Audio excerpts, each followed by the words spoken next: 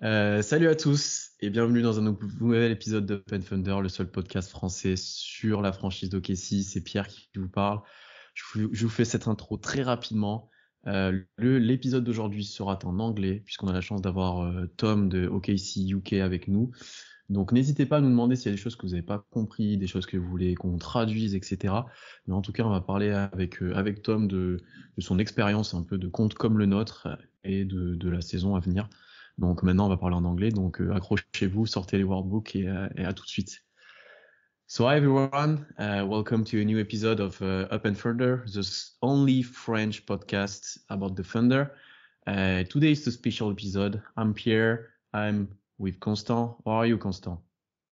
Fine. The only French podcast about the Thunder, but today in English for a special occasion and a special guest, like we say.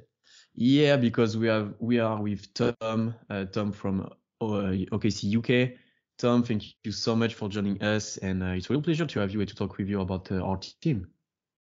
No, it's my pleasure. I appreciate you guys inviting me on. Now, I have to apologise for an English episode. I'm afraid I don't speak a word of French, although during the introduction I did understand there was a certain part of the French intro that I understood, and that was Tom from OKC UK. So I obviously understand certain parts. Congratulations, you understand that. I'm happy to be here. Thanks for having me on. And we talk a little bit before the podcast, and it's a really good timing to do a French-England episode because of the World Cup.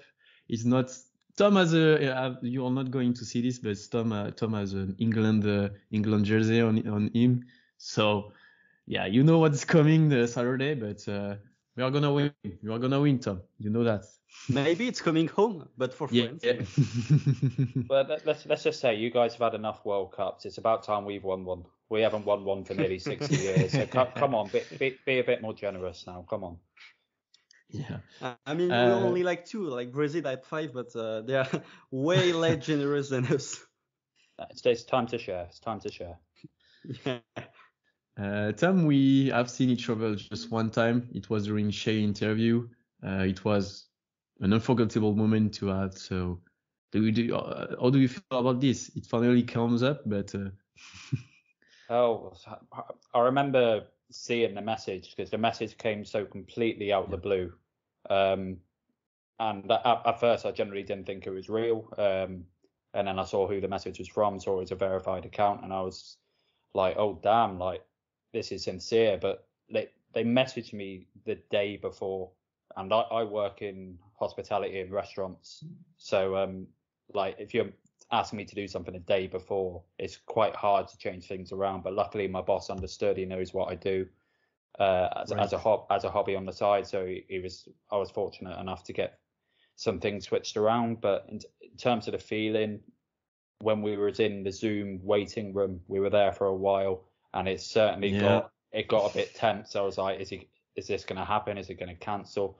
And then as soon as I saw him pop up on the page, it was a proper, like, a fanboy moment. You know, when you see your favorite player in basketball or football's obviously a lot more common for us to see those sort of players.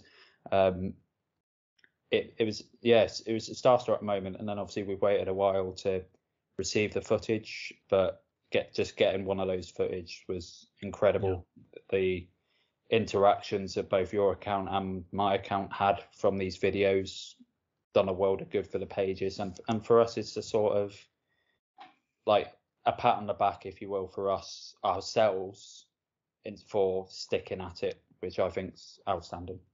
Yeah, and Shea was so cool with us. Like, he talk a lot in he think about all his answer. Like, he tried to answer very well to our question, and that was so cool.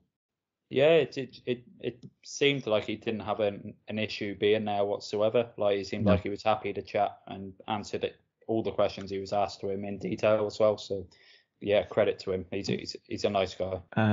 Just Tom, before we start talking about the Thunder, can you just present to us your account? I said it was like yours, but in England. Can you tell us a little bit? Yeah, so I run the OKC UK Twitter account. You can find us at _OKC UK. we pretty much do the same as what you guys do. Try and push out content, try and push out the agenda of the Thunder, try to make people realise just how good certain players on the Thunder are that people that don't understand. And we also do the same as you guys as well in terms of the podcast, the Fundamentals podcast. We've had a lot of good guests join us on there. And as I said a moment ago, at the end of the day, it's just a hobby. We don't get paid for this stuff. So I love what I do. I love the interaction on Twitter. Yeah, it's a hobby that takes a lot of time in our lives, but we do it for free and for the love of the Thunder. So that's pretty cool. Exactly that. I've always said if the time comes where I feel like it's too much on me, then I'll stop doing the page because I don't want it to stop being enjoyable. So I had to have a bit of a break from the podcast earlier this year for some down reasons I won't go into about. I won't bring a downer on it. But I had to take a bit of a break and get myself back into the mindset of recording and stuff. And that's exactly as you said. Don't want it to feel like a job. Yeah.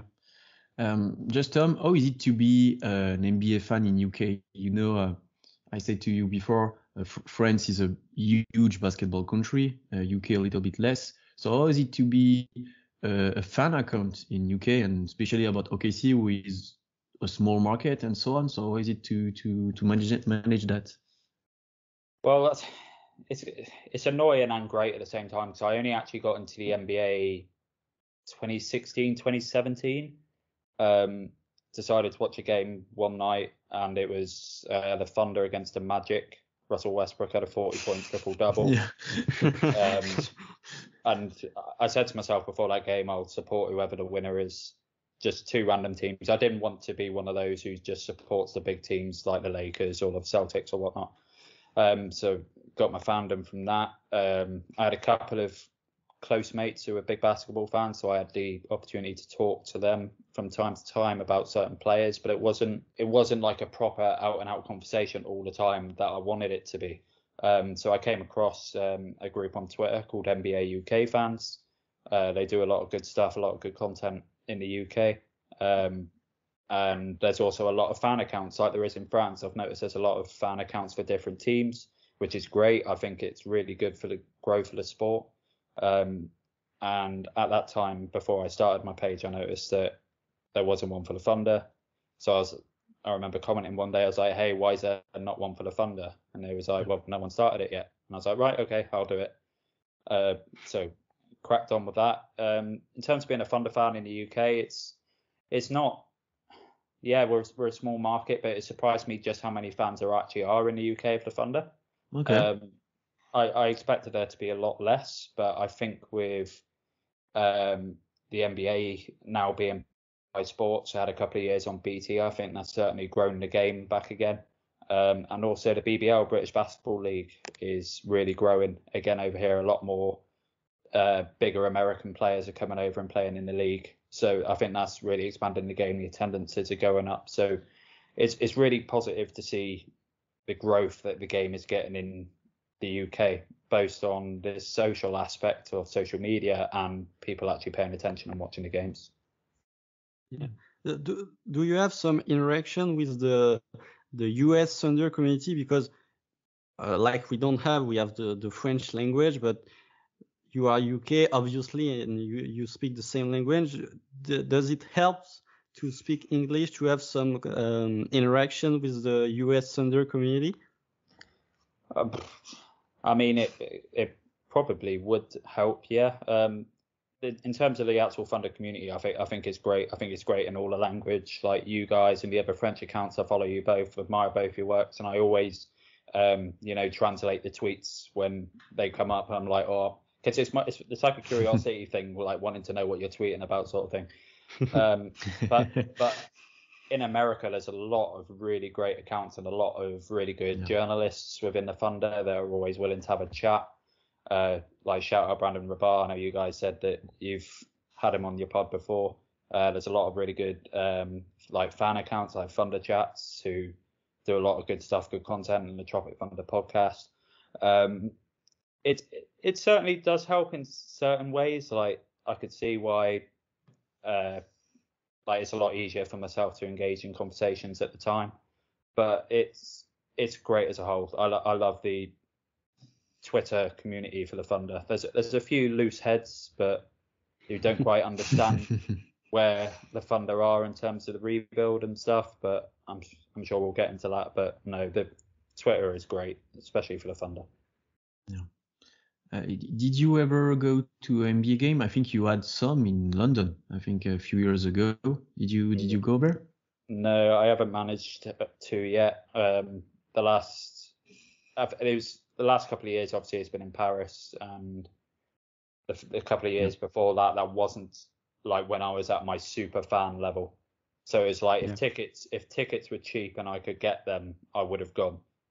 But at that time, I was like, I'm not paying £300 for a ticket, which would have been like €350.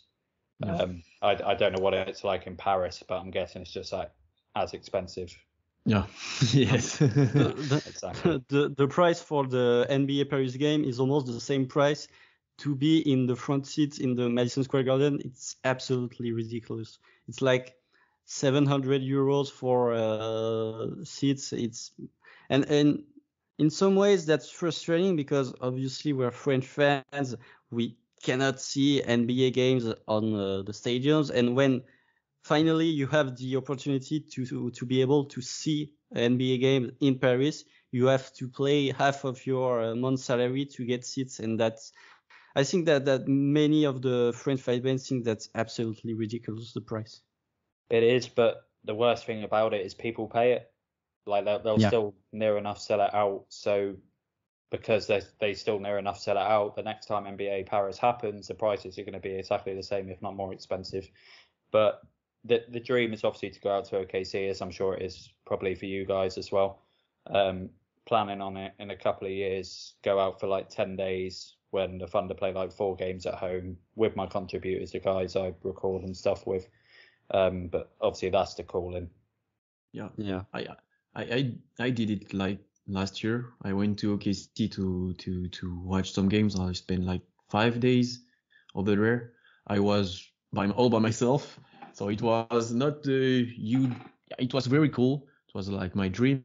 But I think, like you say, with other people, with like guys who you talk to on Twitter and you record podcasts, that can be a huge thing to do, like a group thing. Like Exactly, man. There's a lot of good stuff, like Orlando Magic UK. They go out yearly to Orlando, and every time they go out there, they're always on the broadcast. They get brought up to the table where they do the pre-game stuff, and they always get talked to. They get to go on the court. Miami Heat UK's been on the court and had media passes. Chicago Bulls UK's just flown out there today. So people are living their dreams, man. It's what we got to do. I'll get out there one day, hopefully, if it doesn't cost too much. I believe that the Spurs French community is doing an annual trip to San Antonio each year. And I think that kind of thing is pretty cool because obviously you're on Twitter and maybe you watch most of the games alone, and to be able to communicate and to experience the moment of watching an NBA game on a stadium with other people, I think that's a fantastic feeling. Exactly that. I'm sure you guys do the same when you're watching a game live. Obviously, I know it'll be most nights 2 a.m. for you guys if you actually stay up and watch it. But if I'm watching a game live, I'm constantly scrolling through Twitter because, as you said, it's not the same like watching it by yourself as it would be in a stadium or if you watched it like in the city of Oklahoma. So it gives you that interaction. But I am jealous of Pierre saying that he's been out there, even by himself. I'd go by myself. If you offered me tomorrow 4 games in Oklahoma and I had to go by myself, I'd go once in a lifetime. Yeah, sure. Yeah. It was good to hear that from you and to have your point of view about your experience. Now, just let's talk about our season and our team and what we saw on the field. About this season, how do you feel right now after 24 games and 11 wins? It's not too bad, 11 wins in 24 games. So how do you feel about it? Are you a huge tanking fan, if I can say? Like we win too much or not? That's at this moment in time, that's such a hard question to gauge because we're looking a lot better than what we did last year. Yeah. You obviously want to see us at our best, but then when you've got a certain French guy entering the league next year that's looking like he's going to be the next superstar, then it's always going to make you scratch the back of your heads, and I've done that literally at the same time I scratch my head. Yes, I would like to see us finish this season in the rebuild / tank, whatever you want to see it. But I do think we have a good enough team to be a playoff team, not playoff team, a play-in team. So in the 9 and 10 spots. I'm liking what I see a lot from the team this year compared to last year. There's been a lot more improvements. Obviously, Shai's absolutely nailing it. A certified all-star this year. Poku's completely different player to the player he was last year. The rookies have been great. There's been a couple of players struggling, but overall, I think right now there's two things that's in my head. One, I don't like the fact that there's already been 24 games of the season. Like I feel like this season's going way too quickly. Yeah, completely. Yeah, and then the second part is just I think we're good enough to go for a play-in spot. If the opportunity is there, I say we go for it, because especially having such a young team, I would much more value that play-in and play-off experience rather than more losing. Don't you think that the actual situation of the Thunder is pretty good? Because obviously you are 11 and 13. You're pretty much on the basis of a 30-35 win season. But on the other side, you're 12 or 13 in the Western Conference, because there's so much team in the Western Conference that wants to get to that play-in spot, and the NBA has completely nailed it with the concept of play-in, because it reduces a lot of tanking teams. You have the Spurs this year, maybe the Rockets, the Pistons, the Magic, but there's almost 20 teams that wants to get to that play-in spot or the playoff. And I personally, I think that the best case scenario for the Thunder is to have that 30-35 win season. Shai gets the All-Star that he must have and that he must have been in 2021 instead of Mike Conley.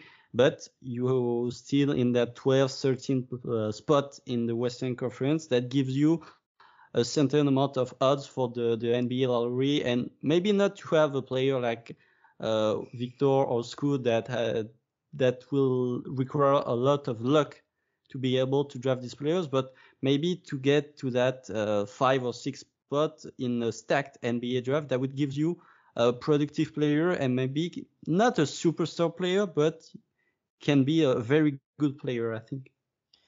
Well, yeah, that we drafted Josh Giddey at 6, so it shows that there's certainly players in that zone. But to go back a little start, you said, I do think we're in a great spot. We are the youngest team on average in the NBA. We, in my opinion, have a much better core than these other rebuilding teams along the lines like the Rockets, the Magic. The Pistons are getting there. I do think give the Pistons another year or two. If they keep building the way they are, then I think they're going to be set for the future. The Jazz still have assets on that team. I think the Jazz are still going to get worse before they even start to consider getting better. Spurs, I think, are not very good at all, if not one of the worst teams in the league. But yeah, we have the youngest team in the league. It's mind blowing to me that Poku's in his 3rd year and still only 20. Baisley is in his 4th year and he's still only 21, I believe. Obviously, SGA's 24, Dort's 22. There's the amount of youngsters that we have in this team is obviously it's overwhelming. Like, it's only going to give us, or when the time comes to say, right, we're going to start going for the championship or pushing into the playoffs, we're going to have that many assets, that many draft picks that we could pretty much, metaphorically speaking, phone any team in the league and say, like, we can offer you this because we've got that much to give away. But it's important to me that at the minute we find what the best fits and stuff are, because people are worried about the SGA and Josh Giddey fit. I'm not worried. They're going to work it out. They've got plenty of time. Do people see Lou Dort as a starter? Whereas me personally, hot take, I don't see him as a starter. I see him as a sixth man. We're still going to got Chet to come into the team starting next year. So we're in a really, really good spot. There's nothing to be worried about. And then in terms of the draft, I really liked Derek Whitehead. I think he could be a 3 coming in for us next year. That's a sort of range I would be targeting in the draft that I would be happy with. Yeah, I think we agree with you, because one point we have with Constant about our preview of the season was we want to have some players we can rely on and some collective things, like we see something like between Shea and Giddy, between Man, Giddy and Shea, with Dort, with all those guys.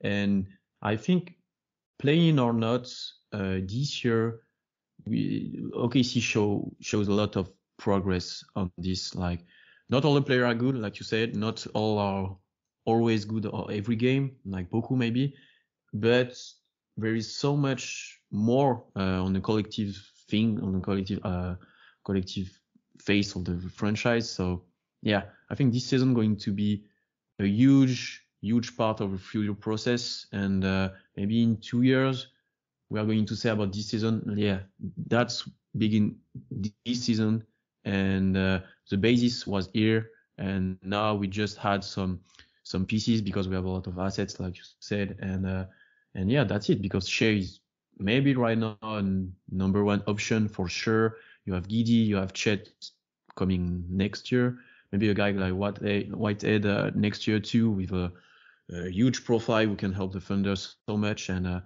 yeah, I think we can be optimistic about the future. Yeah, absolutely. There's even guys on the team this year who the fan base might not have expected certain things from this year. You look at JRE, I think he's been amazing so far this year. Aaron Wiggins, for me, Aaron Wiggins should be starting games at the minute, because I think he's doing great stuff. Obviously, Poku's, as I said, is looking a different player. I'm still a big Bazley fan, probably the biggest Bazley fan, or one of the biggest Bazley fans on Twitter. I know a lot of people aren't fans, and I get it. I understand their reasons. I'm not one of those that calls you an idiot for being wrong or whatnot, but I'm a big fan of Baze. Obviously, I'm sad he will eventually part. But then you've also got players who are having what they call the sophomore slump at the minute, or what people are thinking is a sophomore slump. Josh Giddey, people aren't happy with his performances. I don't think he's been bad.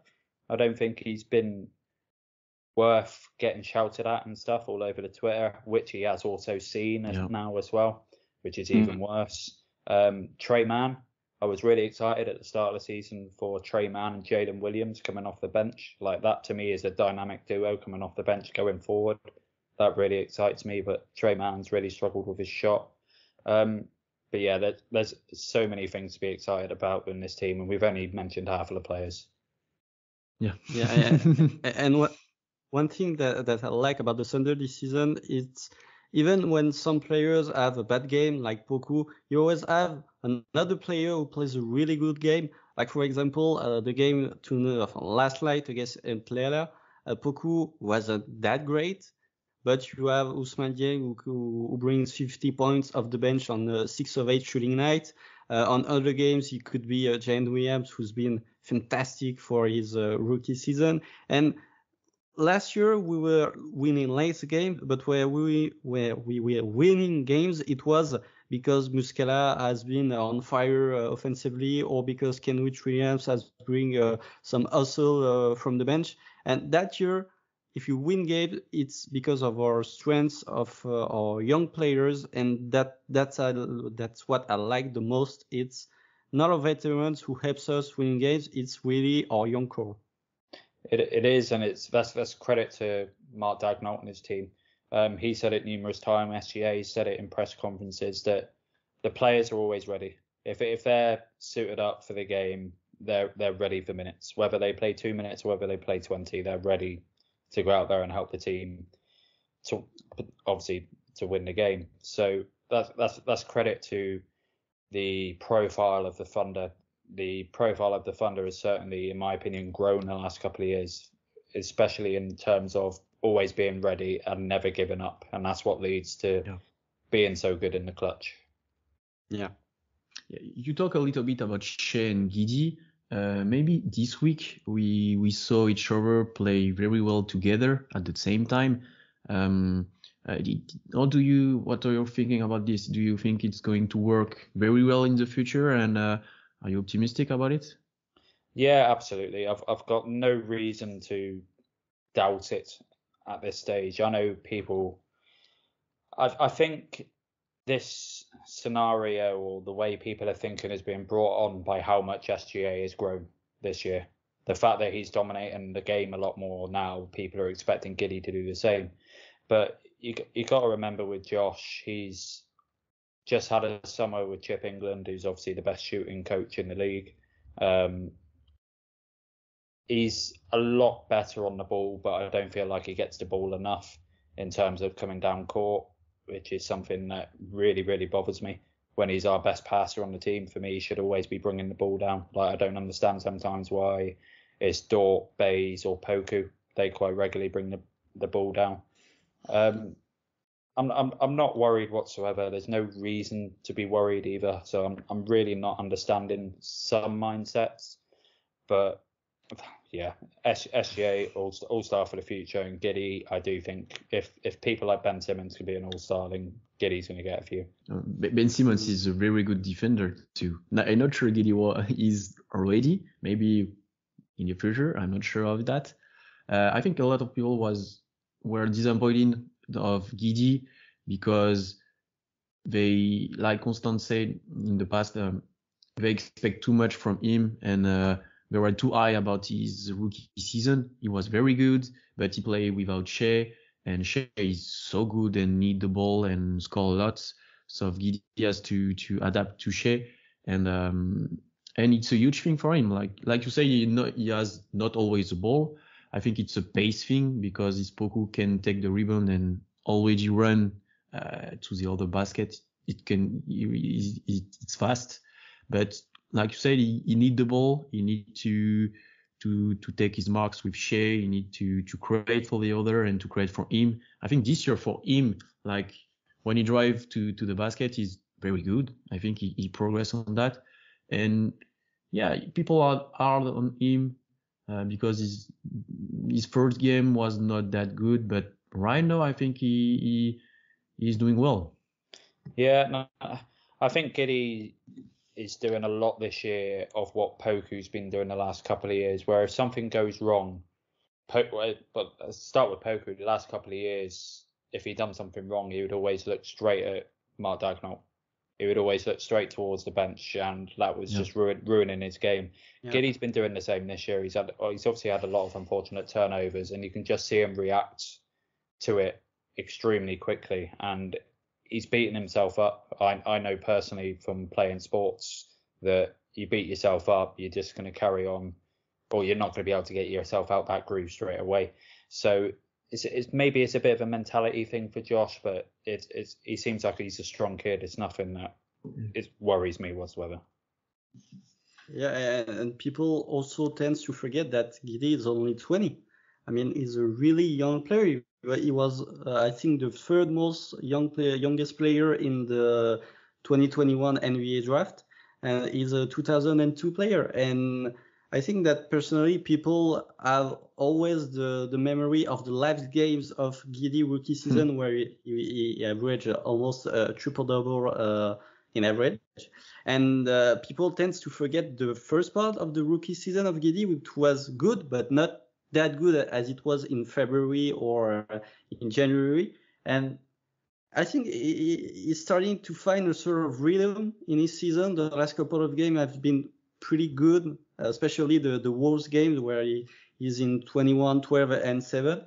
And maybe he will be there's the adaptation of to Shea, because Shea I don't think that Shea is adapting his game to Giddy, but I think that Giddy needs to adapt his playing style a lot much more to Shea than he was doing last year. And I think that, of course, he's in a sophomore slump, but that didn't help his case, I think. No, I'd happen to agree with you. I think something that we talk a lot on the Fundamentals pod as well is that I feel last year was a year where players were given the license or free will to go and play how they wanted to play, what they wanted to work on. Like you saw Shea attempt a lot more threes last year compared to this year. Whereas this year, I feel like he now knows his game. He knows what he's strong at. So that's how he's going to play. Whereas Josh is obviously only just starting his second season. So he's still figuring that out. He's had to adapt from Australian basketball to NBA basketball. So he's working on his game, adapting what his strengths are, what his strengths aren't. And then he's also trying to expand his game as well. As I said, he's been working a lot with Chip England's trying to work on that three-pointer. So it's only a matter of time. But he's going to work his game out, and that's the important thing to come out of this year. Just talk a little bit about Poku, like the name came before. Right now he's good. This week it was not that good, but he is good this season. You can see a lot of progress for him. Like the game is slow right now for him, as lower than last year. How do you see his future? Like, can he be a real role player for the Thunder in the future? Maybe, I'm not sure right now. Anybody think he can be an all-star like during his drafts, but maybe a good role player. Yeah. Well, pre-draft, before we drafted Poku, it was Poku that I actually wanted. I remember speaking to one of my contributors and saying, like, this guy is the next Giannis. This was literally what I said. Like, the capabilities that he has are great, and he's worked on his game a hell of a lot more. His confidence is at an all-time high in terms of if he doesn't do certain stuff anymore, in terms of like looking to the bench, like I mentioned a minute ago. One thing that Poku's obviously always been good at is I do think he's a very underrated defender, as we're seeing a lot more of this year. He's obviously God knows how many blocks, and his offensive game is coming round. The one thing I despised with Poku was his shot. I thought his shot was so ugly. He was extremely quick, kind of like Ray Allen-esque, how that shot was extremely quick. But it seems like he realised that and worked on it, and he's certainly looking a lot more brighter, where a lot of people I know on Twitter had already given up on the Poku experiment, I put in commas. But in terms of the all-star level, at this stage, it'd be too early to say no, he couldn't be an all-star. But in terms of a good role player, I'd say absolutely. Constant, you want to talk about Poku a little bit? I'm to be completely honest, I'm not the biggest fan of Poku. Yeah. Even during the pre-draft process, I was like, yeah, he's a freak, but not all freaks turns into Giannis Antetokounmpo. Maybe some freaks became Mo Bamba, which is less interesting. And to be completely honest, I was more of a Bazley fan than a Poku fan. Since you said that you were one of the Bazley most biggest fan, I think that you agree with me. But Poku this season, he's been improving a lot. Like you said, his shooting form is not very good to see, but it's been pretty efficient, especially in the three-point shooting this season compared to previous season. And defensively, I completely agree with you. I think that GRE is maybe less a good defender this year than it was last year, but he's been improving offensively. So you can put a starting five in the Thunder without pulling GRE in. I think he's maybe a lock starter until a guy like Chet became available to play. But Poku has been in that kind of situation where sometimes he starts, sometimes he doesn't start. The previous games, it was Jalen Williams who get the fourth spot, but he's never completely negative when he's on the court. and it was the case the last 2 seasons. Poku always brings something, a good pass, a good situation. Even when the shots aren't falling in, he's always in good situation to shoot the ball. And I think that the opportunity to have some minutes with the starting five, and especially with Shea, helps him create this kind of confidence and to be able to improve his game. Instead of the last 2 seasons where he was with the second unit, and it was a completely mess because you have players like Daigneault, who's not the best creating for the others. And I think that to be able to share minutes with the starting five is really what helps Poku this season. Yeah, I get what you're saying, but I also think that's extremely hard to do when, if we're talking especially about Poku, his role's been so up and down. I know a lot of that's down to his own performance, but his first 2 years he was up and down from the G League, and then the last year or so he's in the starting five, out the starting five, in the starting five, out the starting five. Especially this season, a lot more. Like, it's been one of my pet peeves this year. It's really, I wouldn't say hate, but it's really bugged me at times that the rotation is constantly changing. There's no set rotation, which is what's making me ponder about a push for the play-in when we don't really know what our best rotation is. We're still trying to figure that out. So when it comes to things like that, it's making me ponder that, maybe a play-in push isn't the sort of path we should go for. But yeah, it's hard for Poku. He is still kind of in that experiment era, as you will, but he's still got time. He's still only 20, which blows my mind. Yeah, you talk about rotation, and I think it's the biggest problem in Thunder, in French Thunder right now. Everybody talking about it. It's always a bad point or a good point when someone plays, it's always debate about this. I agree with you, like, it always changing for sure. I think Daigneault try to find his best men to play together and all those things. Like J-Dub right now is one of these guys and plays a lot. Sometimes when players are not good, they are not playing a lot. But like you say, it's hard to be a very competitive team when you always change rotation, when you don't have any certitude about all those guys, and like Isaiah Joe plays sometimes and sometimes not, and Aaron Wiggins too. Like basically he don't play so much this year, and sometimes he just play 50 minutes in the second half and help so much the team. Like I don't remember the game. It was against the Spurs. Yeah. So it's very hard for us to analyze what's happened right now because of these rotation changings. Like Ousmane Dieng right now is back with the team and plays a lot and plays well too. So yeah, it's kind of hard for us to analyze what happened. Yeah, it's hard to gauge. I'm pretty sure I saw earlier that Dieng's gone straight back to the G League today. Yeah, I think. I thought I saw that. But yeah, the rotation's really bugging me because, as I said, like, if we're taking this next step this season, then these rotations should really be set. I'm interested to know, if you guys were Mark Daigneault, who would your starting five be right now? Because for me, I would obviously have SGA, Giddey. I would have Jalen Williams at the 3, and then I would have 4 and 5 Poku and JRE, and I'd have Dort as a 6th man. That 4th spot would be extremely close with Aaron Wiggins, because Aaron Wiggins for me is like borderline starter material at the minute with what he brings to us. Yeah, I think we had this conversation like last week with Constant about our starting five and maybe our rotation to be competitive. I think I keep Lou Dort at the 3 spot, but I can see a world where J-Dub is a 4.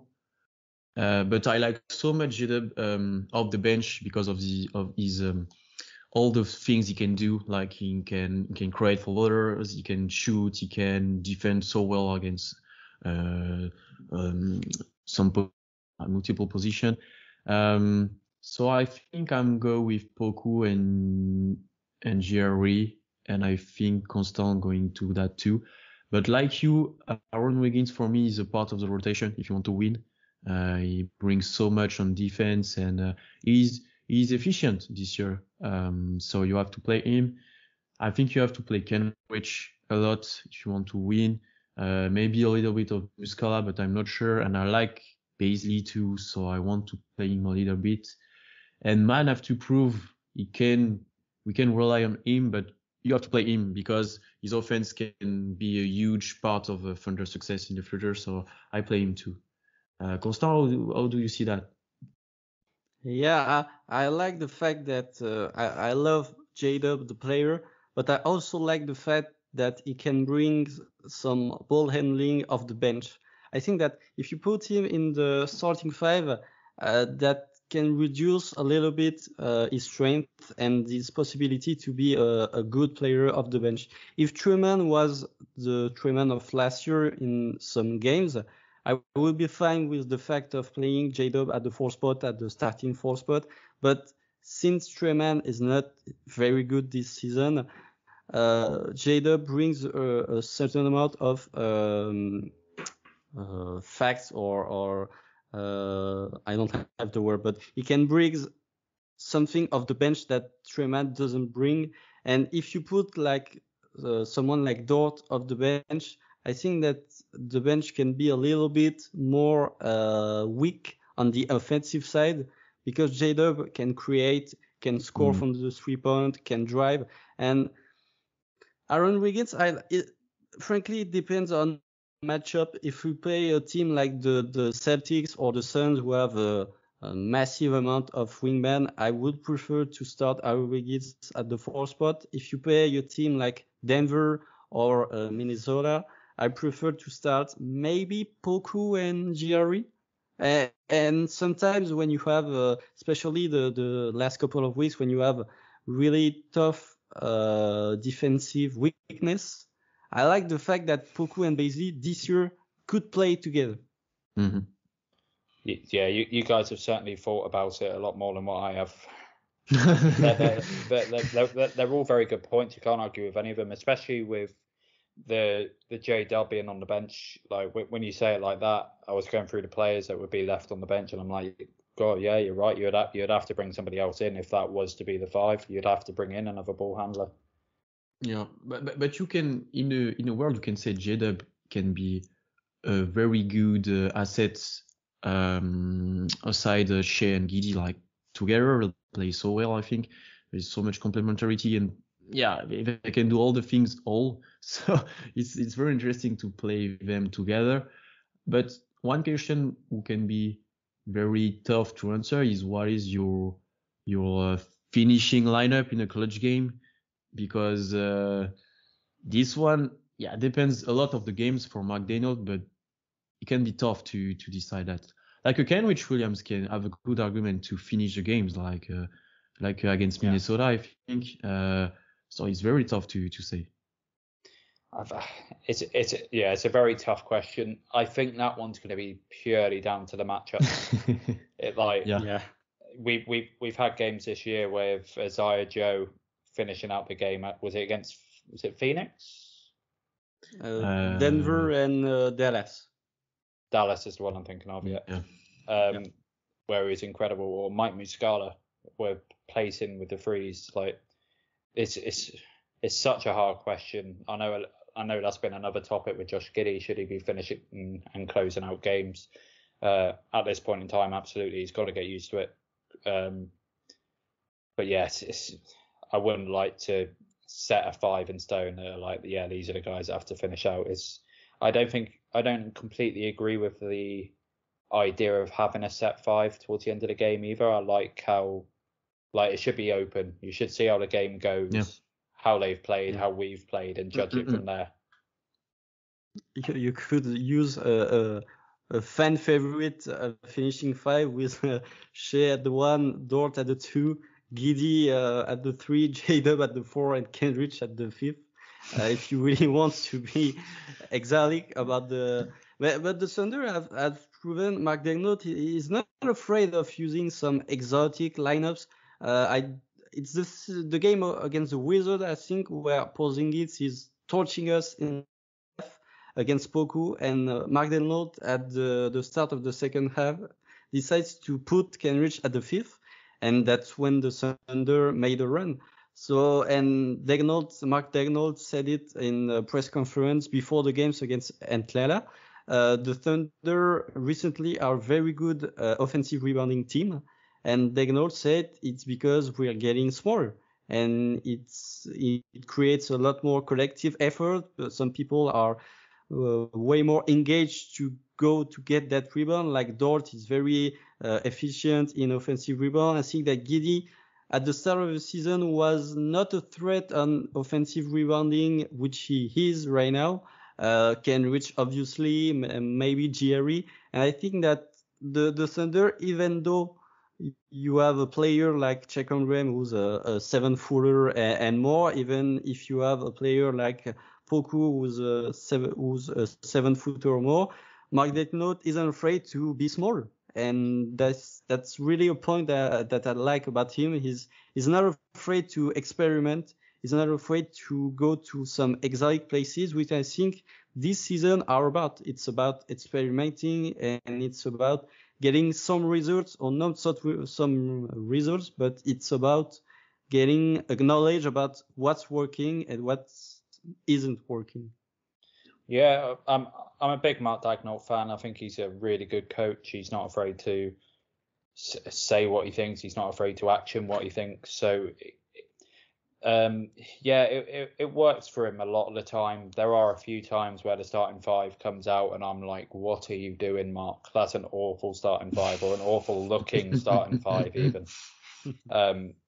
But it works. And then you were saying about the offensive boards, Dort, Kenny Hustle, Giddey, their positioning on the on offense is incredible, I think, especially Kenny Hustle. Especially for someone who always has a tough matchup. I never think he has an easy matchup. He always gets given a tough matchup. And that's why I think our fans love him, is the fact that he gets given these roles and he strives in those roles. I'm a bit gutted. I don't think we've seen enough of him this year. I'd love to see a bit more of him. But the only thing that's slightly worrying me at the minute in terms of Daigneault and his coaching, or not realising what we need to work on, and I think it's been an issue the last couple of years, is our perimeter defense.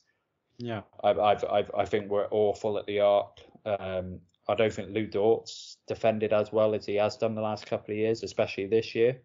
But I think that a lot of that's down to being a young team again, that we're allowed to make these mistakes. Well, I wouldn't say we're allowed to make them mistakes, but we're a bit more lenient. But that perimeter defense needs to be sorted out, because outside of Bays, Dort, you can make a case for Poku, Aaron Wiggins. We kind of struggle after that on the perimeter side.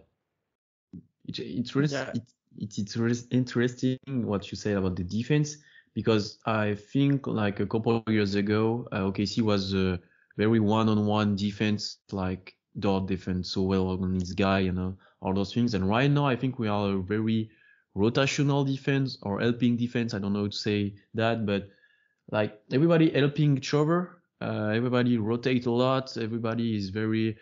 There is a lot of solidarity in defense on the Thunder, but like you say, you can focus on the perimeter defense and be better on this point, on the drives, on the shooting free, and all those things.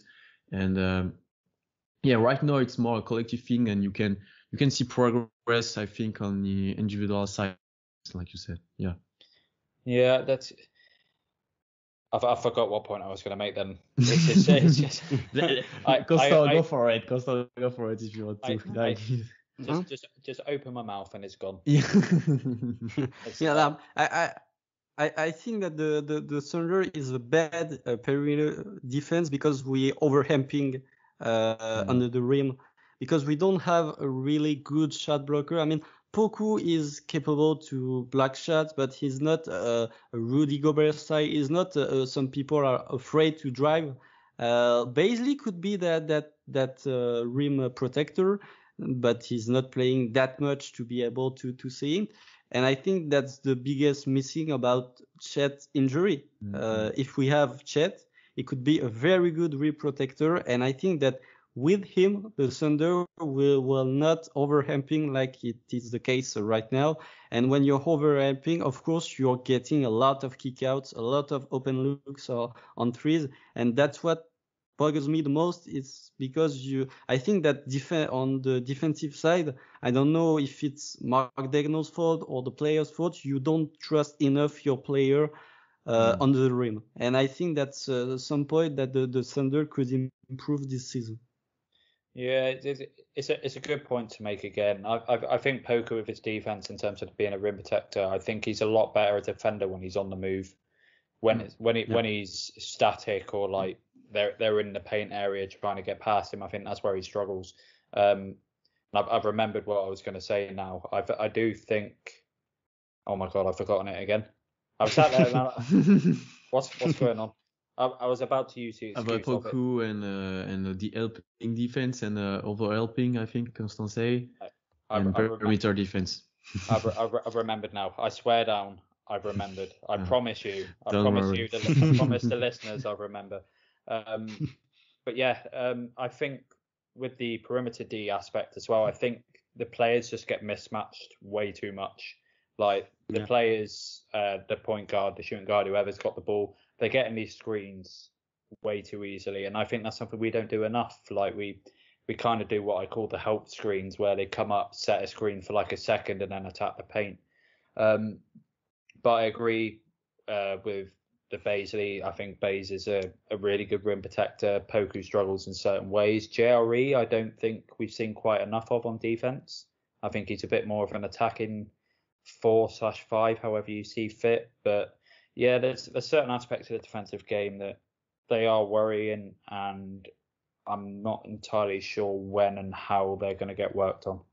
I think that Jerry is more of the switching defender. He is better on the outside than on the inside in defense. And I think that when you look the Thunder, Poku is more in defense. Poku is more the 5 and Jerry the 4th than the other way.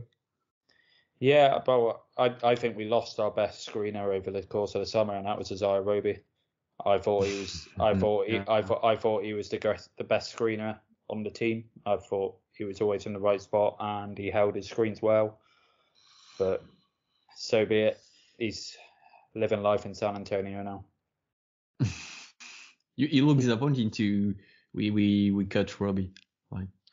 Yeah, so I was very disappointing. So it was only about a week after we got him on the podcast. So like we were talking a lot about the Thunder dynamics, his own experiences in Oklahoma. We talked about the Banana Club, Breakfast Club, yeah. Bloody Banana Club. Right, that's the wrong group of players. We were talking about the Breakfast Club, and we had a good chat. We only had him for 10-15 minutes, and it was one of them. I was kind of hopeful that we'd have him for one more year and then get him on again next year. But yeah, but I'm glad that he found another home, because especially when he was waived, I was like, oh no, I hope like that's not it for him, because he's a very, very underrated player for us, I thought. Yeah. Last year he was not that bad. Yeah. Last year he was kind of good. Yeah. Exactly. Yeah. And especially he was the first cut player of all of them. And I think that he didn't deserve it, because I have my issue with Robbie, especially 2 years ago when he was not good. And last year I recognize that he has made some major improvement, especially on the defensive side. Even his 3-point shooting were up. And I think that, Robbie didn't deserve it. But you look at the Thunder minutes, and I don't think where he could have his chance, because you have Jerry, even a player like Jalen Williams, J. Will, who was drafted like for 34 picks this year. He didn't have that much minutes, so maybe for Robbie it was even more difficult to have some rotational minutes. Yeah, I definitely think it was the right decision. I completely agree with the fact he shouldn't have been the first one to be waived. I thought that was extremely harsh, but I don't know whether Sam Presti was ringing around the league for the likes of Teo and Ty Jerome. Obviously, Teo eventually got traded. I think Ty was waived, wasn't he? Yeah. He was in the trade, I think. I think he was Yeah. in the trade with And- Theo, and the two both got waived, and Daigneault signed with the Warriors, and Theo with the Hornets.